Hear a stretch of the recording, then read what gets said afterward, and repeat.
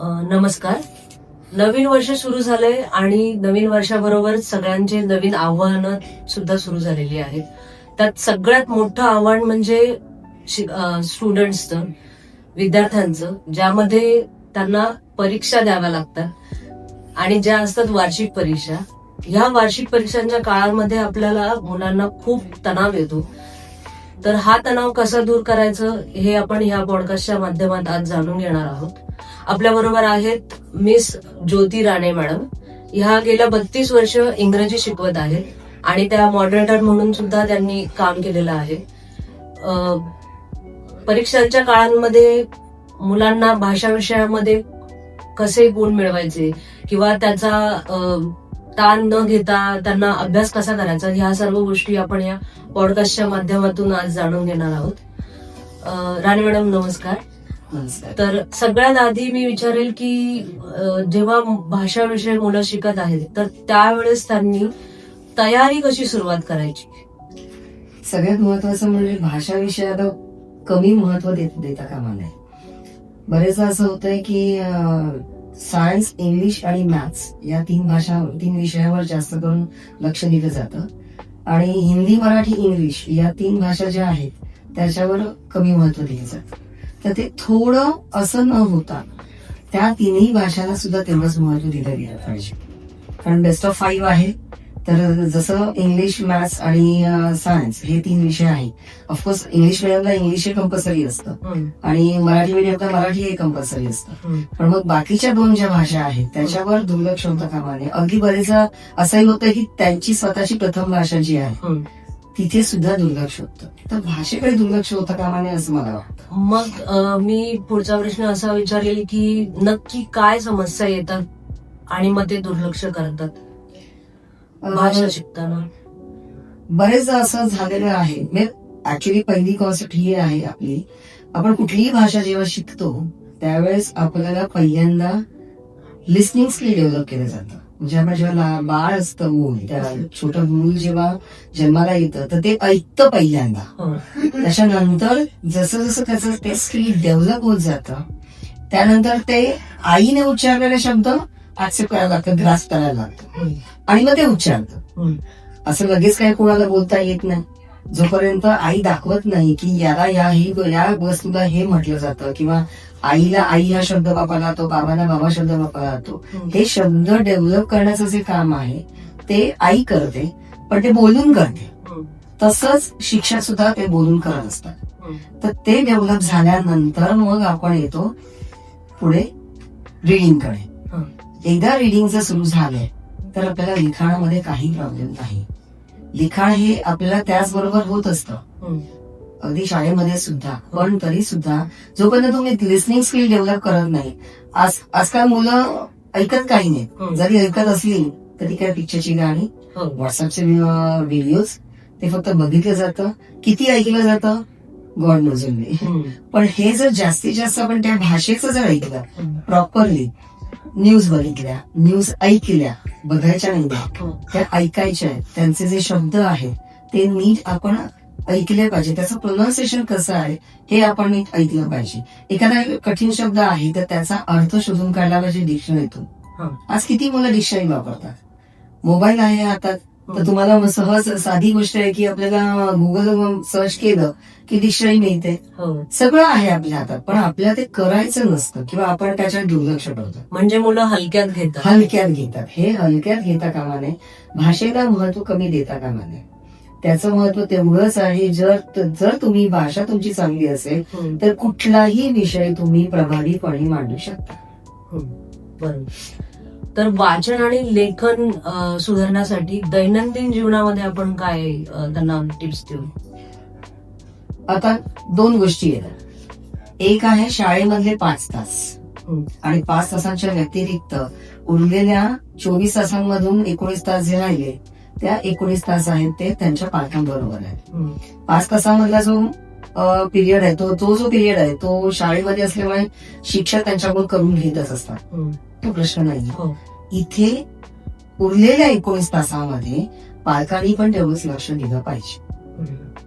बरेचदा काय होतं, मुलं ट्युशनला जातात आता सरासरी जर बघायला गेलं तर मला वाटतं 100% मॉब जो असतो तो ट्युशनला जातो. बरोबर. मग प्रश्न असा आहे, शाळेत शिकता, ट्युशनला शिकता, पाठ्यपुस्तक सेम आहे, हो. सेमच शिकवलं जातं, मग तरी पण आपल्याला मार्क्स कमी का मिळतात? कारण आपलं लक्ष नाही दिलं जात. आपण त्या विषयाकडे लक्ष देत नाही आहोत. आपण जे शिकवलं जातोय ते आपण नीट ऐकत नाही आहोत. जर ऐकलं नाही तर आपल्याला पुढच्या सगळ्या गोष्टी ज्या आहेत ना, मी मगाशी म्हटलं LSRW आपल्याला जे स्किल आहेत आपले 4, ती 4 जर लिस्निंगच नाही झालं तर पुढचं काहीच येणार नाही ना. तुम्ही जर पुस्तक वाचायला घेतलं तर हे काय होतं नव्याने शिव असं वाटणार. ते केव्हा कळेल? ते जर ऐकलेलं असेल तर तेव्हा कळेल. शाळेच्या वयापर्यंत तरी निदान मला असं वाटतं की ती लिस्निंग झालं पाहिजे. आणि हे लिस्निंग शाळेमध्ये तर होत असतं, स्पीकिंग होत असतं, रिडिंग होत असतं. घरी आल्यानंतर या 3 गोष्टी तर होतच नाही. आणि रायटिंग तर दूरचीच गोष्ट. आताच्या मुलांना रायटिंगचा अतिशय कंटाळा आहे, हो. तो टाळला पाहिजे. आणि म्हणून वाचन महत्वाचं, आणि त्याच्यानंतर शेवटची गोष्ट ती म्हणजे लिखाण महत्वाची. या 2 गोष्टी खूप महत्वाच्या. पण त्याच्यासाठी आधी लिस्निंग स्किल आलं पाहिजे. म्हणजे जास्तीत जास्त तुम्ही लिस्निंग असंच येणार नाही, तुम्ही मॅक्सिमम ऐका त्या भाषेचं. मग समजा आता इंग्रजीचा पेपर आहे, तर मग इंग्रजी विषयाचे कुठलेही विषय ऐकू शकता, पॉडकास्ट म्हणा किंवा न्यूज म्हणा, तसं मराठीचंही करू शकतो. हो, इंग्लिशच्या जशा न्यूज आपण ऐकल्या, BBC न्यूज इंग्लिशच्या ऐका. तुम्हाला आपल्या इंडियातल्या टाइम्स न्यूज आहे, ह्या सगळ्या ज्या आहेत त्या तुम्ही नीट ऐका. ज्यांना कोणाला जरा लहान वयामध्येच बरेचसे इंटरेस्ट असतात, म्हणजे अगदी मोठ्या झाल्यानंतरच ट्रेनिंगमध्ये इंटरेस्ट आहे असं नाही. काही मुलांना लहानपणापासून ती घरात ते बोललं गेलं असल्यामुळे काय आहे त्याची क्युरिओसिटी असते, ते तुम्ही ऐका इंग्लिशमध्ये. त्या गोष्टी ऐकल्यानंतर त्याचे जे शब्द पडतात कानावर ते तुमच्या लक्षात राहतात. आपला मेंदू एवढा शार्प आहे की ते बॅक ऑफ माइंड ठेवतो. फक्त तुम्हाला काय करायचंय, तो एक शब्द जो कठीण आहे त्याचा अर्थ शोधून काढा. तो शब्द तुमच्या बोलण्यामध्ये मॅक्सिमम वापरा की रिइन्फोर्समेंट होतं. एकदा ते झालं की प्रॉब्लेम येत नाही. तसंच मराठीच्या न्यूज ऐका. मराठी जेव्हा तुम्ही ऐकाल, मराठीचं आपल्याकडे पु ल देशपांडे, वपू काळे यांच्यासारखी मातब्बर लेखक मंडळी होऊन गेलेली आहे, आणि त्यांचे कथाकथनाचे प्रोग्राम आपल्याला नेटवर मिळतात, युट्यूबवर मिळतात. ते ऐका, ते कसे बोलतात. तुम्हाला आत्ताच्या घडीला जे स्टँडअप कॉमेडी केलं जातं किंवा जे तुम्ही बऱ्याचशा गोष्टी स्टोरी टेलिंग वगैरे जे केलं जातं हे त्यांच्याकडूनच आलेलं आहे, वेगळं नाहीये. त्यांचं तुम्ही ऐका. तुमच्या जर हे स्किल असेल तर ते तुम्ही डेव्हलप करू शकता पुढे जाऊन, आणि त्याच्यामुळे तुम्ही करिअर करू शकता. बरोबर. सो मराठीमध्ये सुद्धा मॅक्सिमम ऐकलं पाहिजे. आणि सगळ्यात महत्वाचं वाचन. पुस्तक, शाळेची पुस्तकं जी पाठ्यपुस्तकं जी आहेत ती अत्यंत महत्वाची. शासनाने आपल्याला पाठ्यपुस्तकं लावलेली आहेत, त्याच्या मागे काहीतरी रिझन आहे. ती पाठ्यपुस्तकं वाचणं गरजेचं आहे. हल्ली मुलं काय करतात, भाषेला एक तर महत्व कमी दिलं जातं. दुसरी महत्वाची गोष्ट म्हणजे पाठ्यपुस्तक शेवटच्या क्षणापर्यंत, म्हणजे ज्या दिवशी फर्स्ट युनिट टेस्ट असते त्या दिवशी त्या पाठ्यपुस्तकाचं पहिलं पान उघडलं जातं, किंवा जे शाळेमध्ये वर्ग धडा शिकवताना पाठ शिकवताना उघडलेलं असतं, त्याच्यानंतर ते एकदम परीक्षेला. असं करत जर गेला तर तुम्हाला डोळ्याखालून काय गेलंच नाही ना. आपल्या डोळ्याखालून गेलं नाही. आपला डोळा हा दुसरा कॅमेरा आहे. बरोबर, उलट बोलते मी. कॅमेरा हा आपल्या डोळ्यावर अवलंबून आहे. मग डोळा एवढं काम करतो तर तुम्ही त्याचं काम करू देतच नाहीये. ते तुम्ही वाचा, ते तुम्ही बघा. किमान तसं वाचन जरी केलं ना तरी भरपूर झालं. बॅकअप पॉईंट कुठे ते शब्द लक्षात राहत असतात. त्याच्या खाली ग्लोसरी असते, म्हणजे शब्द संग्रह वाढायला पाहिजे. ते कठीण शब्द अर्थ आहेत ते वाचा. पाठांतर नका करू. ज्यांना वाटतं बाबा आपल्याला नाही जमत दुसरं लक्षात ठेवायला, मग पाठांतर करा. वाक्प्रचार बघा, म्हणी वाचा, त्या पाठ करा. याचा सगळ्याचा उपयोग. मी त्यावरच येणार होते की व्याकरणाचा सराव करण्यासाठी नेमकं काय करायला पाहिजे. सगळ्यात पहिली महत्वाची गोष्ट म्हणजे व्याकरण आणि भाषा हे दोघंही हातात हात घालून आलेली आहेत. कुठलीही भाषा जगातली अशी नाही की ज्याला व्याकरण नव्हतं. सुरुवातीच्या काळामध्ये कदाचित त्या नव्हत्या ही भाषा. त्या ह्याच्याप्रमाणे म्हणजे निसर्गाकडून आल्यात आपल्याला भाषा बघायला गेला तर. पण मग ते त्यावेळेस झालेलं असेल. हो. पण नंतर जसं जसं म्हणजे आपली संस्कृतची भाषा जी आहे ती व्याकरण दृष्ट्या परफेक्ट कोणी केली, पाणिनीने नाही केली. हं. ही जशी होत गेली भाषा तसं तसं त्याचं ग्रामर पक्क पुढच्या पिढीने केलं. हं. हे ग्रामर पक्क शिक्षक करून घेतात. हो बरोबर. आपल्याला फक्त प्रॅक्टिस करायची. हं. मॅक्सिमम प्रॅक्टिस व्याकरणाचं झाली. हो. इंग्लिश, हिंदी, मराठी, संस्कृत. संस्कृतमध्ये तुम्हाला भरपूर पाठांतर करावं लागतं. हं. पण हिंदी, इंग्लिश आणि मराठीमध्ये या सगळ्याची गरज लागत नाही. हं. फक्त तुम्हाला ते समजून घेतलं पाहिजे काय चेंजेस केले जातात, कसं ते वाक्य चेंज होतं. हं. अलंकार आहे तर ते अलंकार कुठला आहे हे तुम्हाला शोधायला आधी तुम्हाला मुळात माहिती असलं पाहिजे अलंकार. किंवा तुम्हाला एखादा इंग्लिशमध्ये फिगर ऑफ स्पीचचं माहिती असेल तर तुम्हाला कळणार आहे की त्या पोएम मधलं फिगर ऑफ स्पीच कोणतं आहे. बरोबर. म्हणजे मुळात तुम्हाला ते व्याकरण आलं पाहिजे आणि त्याच्यासाठी तुम्हाला मॅक्सिमम प्रॅक्टिस केली पाहिजे. एकच आहे भाषेला, भाषेलाच नाही मला वाटतं सगळ्या विषयांना मॅक्सिमम प्रॅक्टिस. म्हणजे थोडक्यात वाचन जर केलं तर भाषा आणि व्याकरण हे दोन्ही सुद्धा चांगल्या प्रकारे आपण प्रयत्न बनवू शकतो, येऊ शकत. कारण वाचताना तुम्हाला कळतं ना की भाषेमधलं वाक्य कसं लिहिलं गेलेलं आहे. हं. कवितेमध्ये जेव्हा ते वाक्य येतं त्यावेळेस त्याचं कधी कधी ते तो कवीचा लिबर्टी असते कवीला दिलेली हो. ती बाय म्हणजे काय यमक म्हणतात जुळल्यासारखं. कारण ते रायमिंग आलंच पाहिजे. मग ते क्रियापद शेवटलाच येतं असं असं नाहीये. काही नाही. आपल्याला जेव्हा आपण स्टेटमेंट बोलतो तेव्हा ते आपण शेवटला ठेवतो. हो. पण कवितेमध्ये ते कधी कधी आपल्याला रायमिंग वर्डसाठी काही बदलतं. हो. मग ते कसं बदललंय हं. ते पण आपल्याला कळलं पाहिजे ना. पण जर तुम्ही वाचलंच नाही तर कविता काय कळणार तुम्हाला आणि कवितेचा अर्थ कसा कळेल. बरोबर. म्हणून वाचन खूप महत्वाचं आहे आणि हेच ग्रामरला सुद्धा लागू पडतं.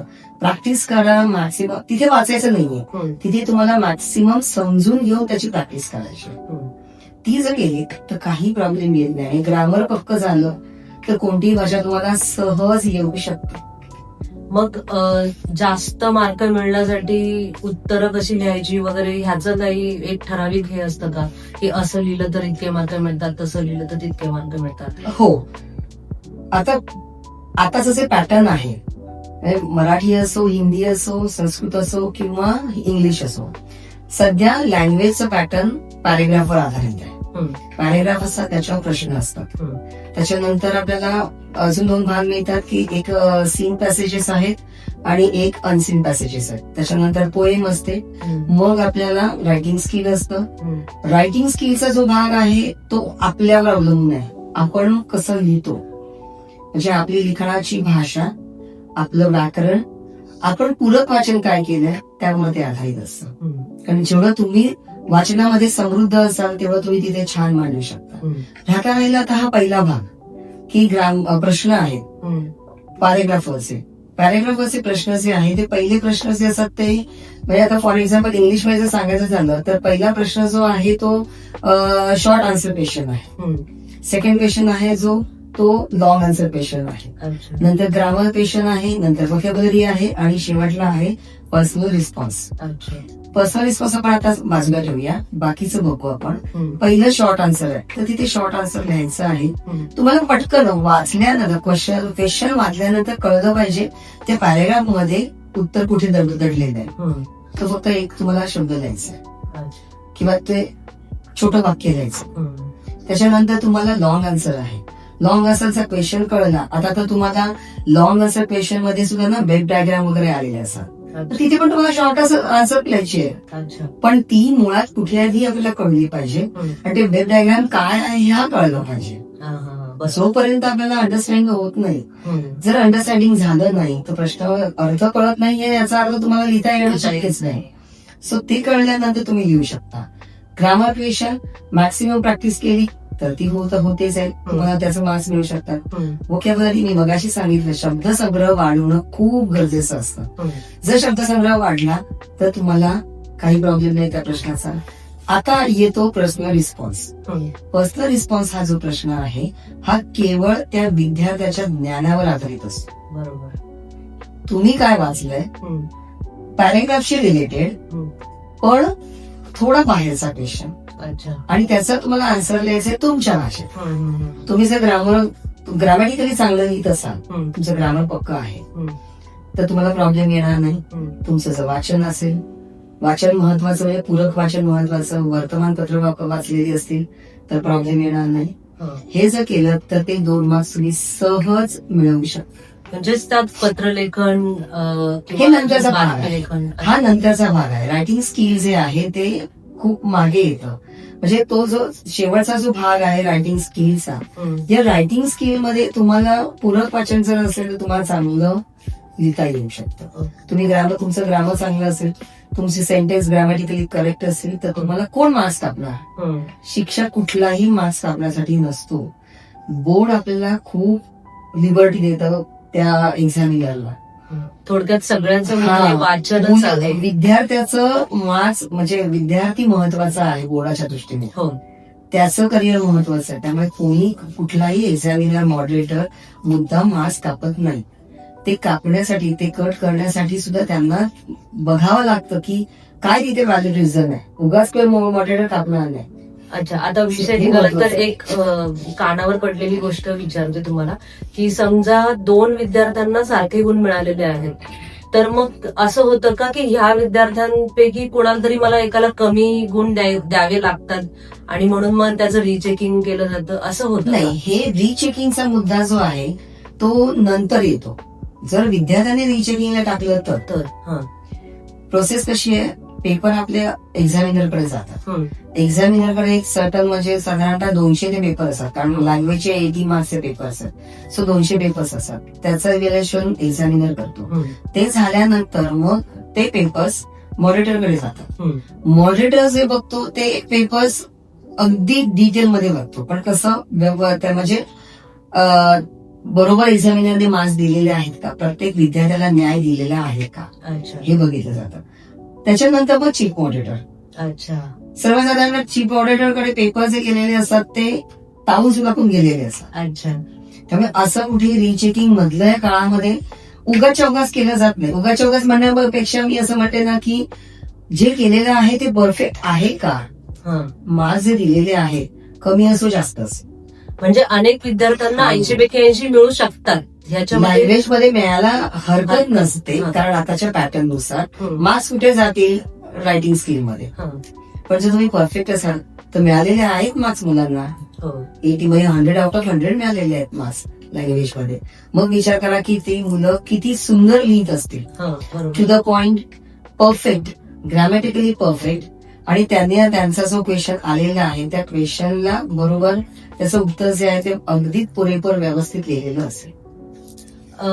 जसं आपण गणित आणि विज्ञान या विषयामध्ये जास्त करून असं म्हटलं जातं की जो प्रश्न तुम्हाला सोपा वाटेल तो आधी लिहा आणि मग बाकीचे लिहा, तर भाषा विषयांमध्ये आपण असं करू शकतो का? किंवा करू हे जर शकतो. असं लिहिलं गेलं तर मग ते नाही, मॉडरेटर करू शकतो. प्रश्न तो नाहीये. मॉडरेटरला, एक्झामिनरला सतत चेक करायचंय. बरोबर. प्रत्येक पेजवर जे काय लिहिलेलं आहे ते चेक करायचंय. हम्म. पण काय होतं ना की तुम्ही जर पहिल्या पॅरेग्राफ मधला A1 A2 लिहिला, मला आता A3 येत नाहीये म्हणून मग मी तो नंतर लिहितो आणि एकदम शेवटच्या पानावर लिहिला. अच्छा. एक्झामिनर पण माणूस आहे, हो. मॉडरेटर पण माणूस आहे. त्याला ते बघायला म्हणजे त्याला ते कन्फ्युजन राहतं. हा. त्याला ते सगळं करायचंच आहे. हम्म. टीचर आहेत ते. पण आपण जर व्यवस्थित केलं तर ते फार छान दिसेल ना. हम्म. पेपर प्रेझेंटेशन नेहमी चांगलं असावं. हम्म. त्याचा आपोआप न एक इफेक्ट त्या एक्झामिनरवर पडत असतो. अच्छा. पेपर नीट अँड क्लीन असावा, प्रेझेंटेशन खूप सुंदर असावं. मिस्टेक असतील तर ते काळ्या करू नका, निळ्या करू नका. हम्म. खुडून एक सिंपल लाईन टाका. हम्म. त्या एक्झामिनरला माहितीये की ती लाईन टाकलीये, आडवं मार केलाय, याचा अर्थ तो शब्द बरोबर नाहीये, विद्यार्थ्याला वाटला म्हणून त्याने पुढे लिहिला. हम्म. असं काही कुठे नाहीये की तुम्ही ते काळवून ठेवलं पाहिजे, हो. कारण त्याने पेपर घाणेरडा नसतो. सो पेपर प्रेझेंटेशन चांगलं असेल तर काही प्रॉब्लेम येणारच नाही. बरोबर. दैनंदिन संभाषण आणि गोष्टी सांगणं याचा परीक्षेतील कामगिरीवर कसा परिणाम होतो? दैनंदिन संभाषण आणि गोष्टी सांगणं हं. 2 वेगवेगळ्या भाग आहेत, पण ते दोन्ही एकाच प्लॅटफॉर्मवर येतात. हं. दैनंदिन आपण संभाषण करणं, आपली मातृभाषा आहे त्याच्यामध्ये आपण तर रेग्युलर बोलणार. हं. मराठी मीडियमची मुलं इंग्लिशमध्ये जर घरी बोलली, मित्रमैत्रिणीमध्ये जर बोलली, चुकत का होईना तो कॉन्फिडन्स कमी होऊन जाईल. बरोबर. घरात पालकांनी जर हे करून घेतलं हम्म. तर ते जास्त बेटर होईल. इंग्लिश मिडियमच्या मुलांना मराठीमध्ये किंवा हिंदीमध्ये प्रॉब्लेम येतो. हो हो बोलताना लिहिताना सगळ्याला. हो. घरात पालकांनी एक साधी गोष्ट आहे की दोन्ही कुठल्याही मीडियम असो, पालकांनी स्वतः बसून समोर आपल्या पाल्याला एखादं पुस्तक वाचायला द्या, न्यूजपेपर वाचायला द्या. आजकाल न्यूजपेपर काही पालकांकडे नसतो काही परिस्थितीमुळे, किंवा त्यांना ऑफिसमध्ये मिळतो तर ते घरात ठेवत नाही कारण घरात कोणी वाचणार नसतं. पण मला असं वाटतं ना की तुमच्या घरामध्ये न्यूजपेपर येणं खूप गरजेचं आहे. त्यातल्या हेडलाईन्स ज्या येतात त्याच्यामुळे त्या मुलांना रायटिंग स्किल मधला भाग कळतो. न्यूज रायटिंग असते ती त्यांना कळते, रिपोर्ट रायटिंग कळतं, तर ते त्यांना कळतं ना. बरोबर. हे झालं हा एक भाग. दैनंदिन संभाषण मी मगाशीच म्हटलं की जर तुम्ही रेग्युलरली फक्त 5 तास शाळेमध्ये शिकून नाही होत, त्याच्या व्यतिरिक्त सुद्धा तुम्हाला त्याच्यासाठी प्रॅक्टिस करावी लागते. दुसरी गोष्ट आहे गोष्टी सांगणे. गोष्ट जेव्हा सांगतो ना आपण तेव्हा ती पहिल्यांदा मी आधी वाचेन. जेव्हा मी वाचते तेव्हा माझा एकदा अभ्यास आला, आणि मी जेव्हा दुसऱ्यांना सांगते तेव्हा माझा दुसऱ्यांदा अभ्यास आला, आणि जेव्हा मी दुसऱ्यांदा सांगते तेव्हा ते माझं पक्क झालेलं असतं. हे जर आपल्याच फ्रेंड्स मध्ये आपण जर करू शकलो की आपण असं करू शकतो आपल्या ग्रुपमध्ये की आज मी हा लेसन वाचून येते आणि तुम्हाला त्याचा मला जो अर्थ कळलेला आहे तो तुम्हाला उद्या सांगते.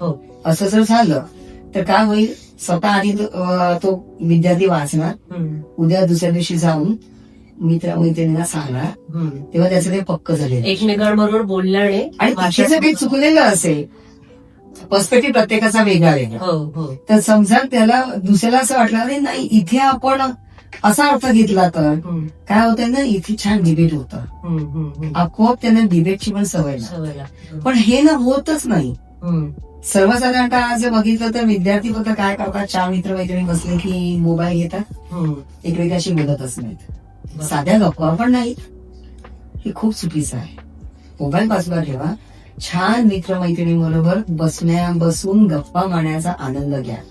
सगळ्या जगातल्या दुनियेवरच्या गप्पा तुम्हाला करता येतात आणि त्याच्यातून तुम्हाला बरंच काही मिळू शकतं, पण तेही करत नाही आपण. सो या पद्धतीने आपण स्टोरी टेलिंग, गोष्टी सांगण्या याने खूप आपला फायदा होऊ शकतो. बरोबर. विचारांची देवाणघेवाण निश्चित तर भाषा समृद्धच होण्यास मदत होते.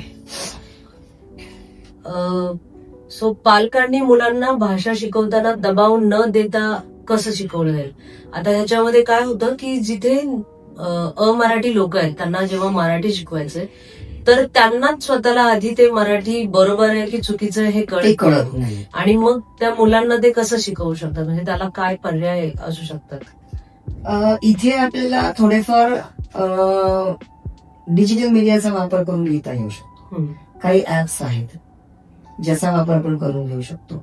पण मला असं नेहमी वाटतं की आपलं पाल्य काय करतोय ना याच्याकडे आपल्या पालकांचं लक्ष असलंच पाहिजे. किमान तुम्ही त्याला समोर बसवा, पुस्तक द्या हातात, त्याच्या पाठ्यपुस्तक, किमान पाठ्यपुस्तक. मी स्टोरी बुक म्हणत नाहीये, ती नंतरची गोष्ट आहे. किमान त्यांचं पाठ्यपुस्तक त्यांच्या हातात द्या, त्यांना समोर आज काय तुला पाठ शिकवला तू मोठ्याने वाच. मला वाटतं ना अमराठी जे सर्वसाधारण नॉन महाराष्ट्रीयन आहेत त्यांना मुंबईत राहिल्यामुळे मराठी समजतं. बोलता येत नसेल पण समजतं, अर्थ कळतो.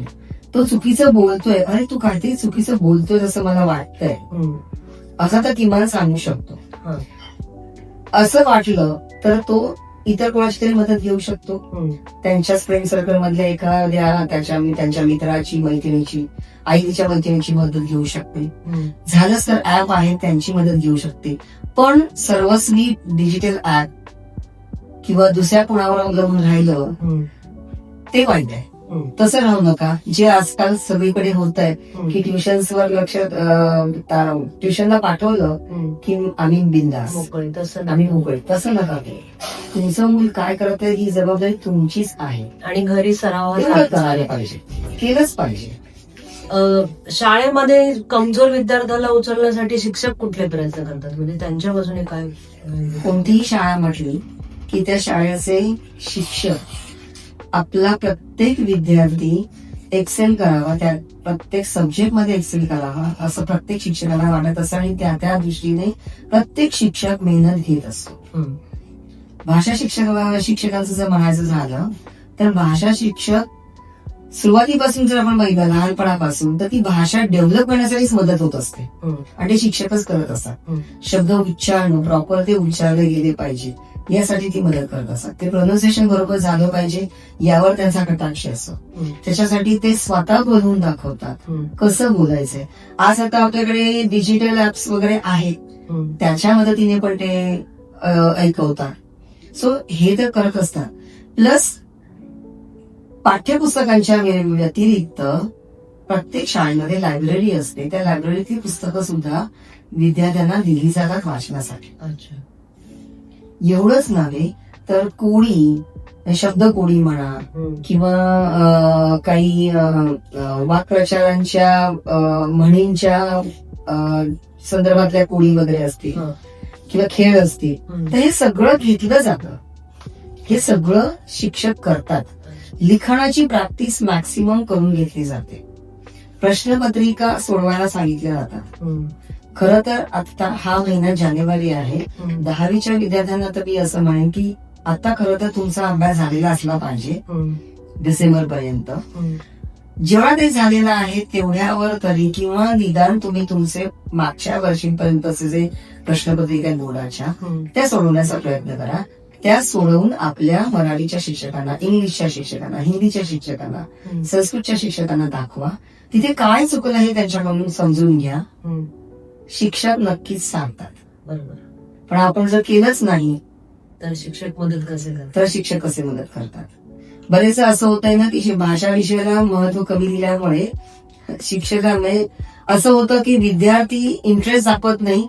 शिक्षकांना म्हणजे असं वाटतं की अरे काय चाललंय, म्हणजे नुसतं वाटून फायदा नाही. तो पण त्याला वाटतंय भरपूर, तो करतोय पण समोरच रिस्पॉन्स नाही येत आहे. बरोबर. सांगायला गेलं तर उडवून म्हणजे असं या कानाने गेलं त्या कानाने सोडून दिलं असं जर केलं गेलं तर ते शिक्षकाचा दोष नाही ना. तर पालकांना सुद्धा सांगितलं गेलं ते पालक दुर्लक्ष करतात. तर हे सगळं जे आहे ना ते पालक, विद्यार्थी, शिक्षक हे सगळे एकमेकांच्या हातात हात घालून येतात. बरोबर. आणि ते जर झालं ना समीकरण पूर्ण ते सर्कल तर खूप छान मार्क्स मिळू शकतात मुलं. बरोबर. आणि विद्यार्थ्यांचा प्रोग्रेस सुद्धा नक्कीच होतो. तर आता शेवटचे काही दिवस राहिलेले आहेत बोर्डाच्या परीक्षेसाठी. ह्या दिवसांमध्ये भाषेची रिव्हिजन म्हणा किंवा दुसरं काही करून मुलांना जास्तीत जास्त मार्क्स कसे पाडता येतील, काय आता फोकस केला तर चांगलं इम्पॅक्ट करेल?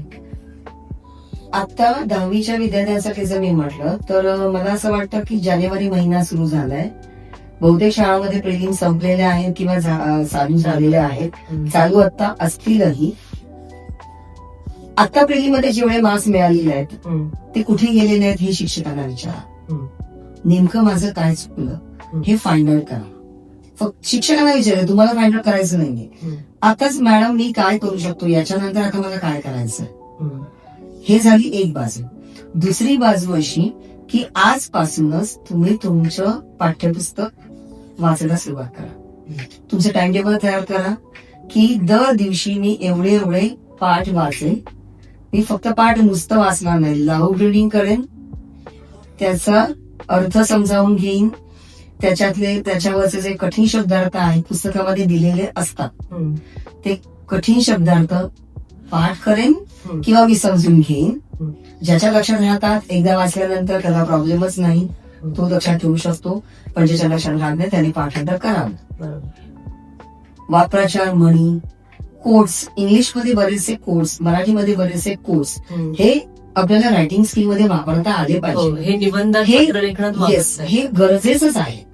हे तुम्ही आता करू शकता. साधं आहे, आपल्याला सुंदरमच्या वह्या असतात, आपल्याकडे वह्या ज्या येतात त्या वह्यांच्या मागच्या बाजूला बरेच कोर्स आहेत. एवढंच करायला कशाला, व्हॉट्सअप युनिव्हर्सिटी बऱ्याच जणांचे कोर्स गुड मॉर्निंगच्या मेसेजमध्ये येतात. फक्त आम्ही काय करतो, गुड मॉर्निंगचा मेसेज पाठवतो, तो रीड करत नाही. तो रीड करा, लक्षात ठेवा कोणी म्हटलंय काय, काय हो एवढा फक्त लक्षात ठेवून द्या. तो तुम्हाला वापरायला कुठे ते त्या रिलेटेड तुम्हाला जर प्रश्न आला तर तुम्ही तिकडे वापरू शकता. बरोबर. हे फक्त करायचं तुम्हाला. आता हे करायला तुम्हाला वेळ नाहीये कारण आता तुम्हाला कोणीही मोबाईल देणार नाही घरात पाहिजे. हा, हा. पण किमान तुम्ही तुमचं पाठ्यपुस्तक तर वाचू शकता. हो. ते तर करता येण्यासारखं आहे. हे जर केलं तर दर दिवशीच्या वाचनाने 100% फेब्रुवारीच्या परीक्षेमध्ये तुम्हाला चांगले मार्क्स मिळू शकतात. आणि बाकी जे 9वी पर्यंतचे जे विद्यार्थी आहेत, सर्वसाधारणतः मी 8वी 9वीच्या विद्यार्थ्यांसाठी सांगेन हम्म. किंवा 6वी 7वीच्या पण विद्यार्थ्यांनी हे करायला हरकत नाही की गोष्टीची पुस्तकं वाचा. गोष्टीची जर पुस्तकं वाचला तर 100% तुमचं पूरक वाचनाने तुम्हाला रायटिंग स्किल मध्ये खूप छान विषय मांडता येईल. वर्तमानपत्र रोजची वाचा. एक आत्ताच असं ठरवा की रोज मी 4 ओळी तरी पुस्तक वर्तमानपत्रातल्या वाचणारच. हम्म. हे ठरवूनच ठेवायचं. आणि 100% सांगते ना, त्याच्यामुळे आपल्याला न्यूज रायटिंग आपल्याला कशी करायची, रिपोर्ट रायटिंग कसं करायचं हे छान समजून जातं. हम्म. हे एवढं केलं ते भरपूर झालं. पण वाचन महत्वाचं आहे.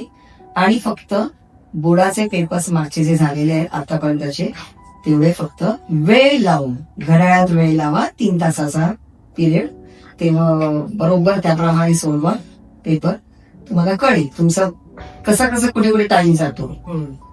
त्याप्रमाणे तुम्हाला पुढचं नियोजन करायचं. ओके. तर ह्या होत्या राणे मॅडम. धन्यवाद राणे मॅडम. तुमच्यामुळे ऍक्च्युली खरंच खूप टिप्स मिळाल्यात मुलांना की भाषा विषयांमध्ये सुद्धा कसे मार्क मिळू शकतात. तर तुम्ही इथे आल्याबद्दल खूप खूप आभार. थँक्यू. तुम्हाला सुद्धा ऑल द बेस्ट. आणि 10वीच्या विद्यार्थ्यांना स्पेशली ऑल द बेस्ट. अगदी 12वीच्या पण विद्यार्थ्यांना ऑल द बेस्ट. कारण मराठी तुम्हाला, इंग्लिश तुम्हाला कंपल्सरी असतोच. थँक्यू.